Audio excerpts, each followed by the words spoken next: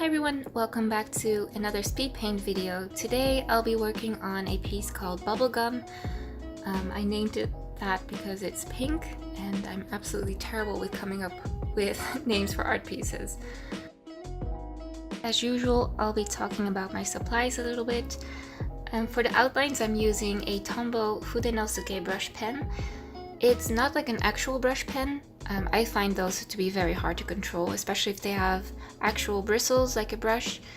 I think it's very difficult, but with this pen, I think it's more like a sign pen, so it has a sturdy nib and it allows you to draw very fine lines, but also add some thicker lines and line weight to your pieces. That's why I like to use it. It's also waterproof and marker proof, so you can go either way really. The watercolor paper that I'm using is textured, so it has a bit of a rougher texture, and that's always kind of tricky when doing line arts with a brush pen or a fine liner.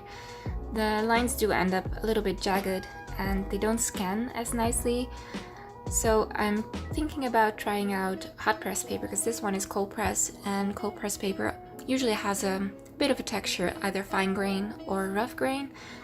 So I'm looking to try hot press paper sometimes because it's so much smoother and the lines will be much more crisp. So for the piece itself, I didn't have a clear idea of what I wanted to do, as usual. I kind of just wanted to draw a girl, kind of contemplative and serene, I guess. I usually don't draw a lot of denim or polka dots, but I guess I had a very modern feel to this piece. And I've been going through a pink phase because I've been using pink a lot. It's also like a color combination that I go back to from time to time. I think the first time that I used blue with pink and gold together was during Inktober 2017. I had this whole month with just blue ink and some pink and gold accents, and I have this color swatch from back then like still next to my workspace, and I don't know, I just levitate towards it, so from time to time I just have to reuse this color palette. As for the background, I kind of wanted it to be abstract and gooey.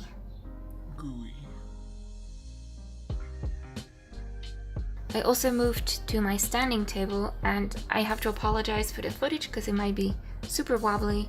I'm using my phone on a stand that's kind of wobbly, but the table itself is also wobbly, so I'm sorry if you get seasick. Hopefully next time I'll have a different stand or figure something else out, because yeah, wobbly footage is not ideal, but bear with me.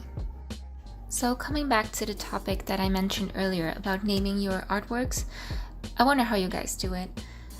For me, it's usually an afterthought, so I either have to save my files or post my work online, and some platforms do not allow you to post stuff without a title, so I'm like, oh crap, I need a title. So then I quickly start thinking about it, and I usually, like, just whatever comes to mind, I name the piece and it's done. And you know, sometimes it's easier, like if it's a demon girl, because I like to draw those, it's like, oh hey, demon girl, title. And sometimes I draw flowers, so something like spring or floral, like bloom or budding or something could be fitting.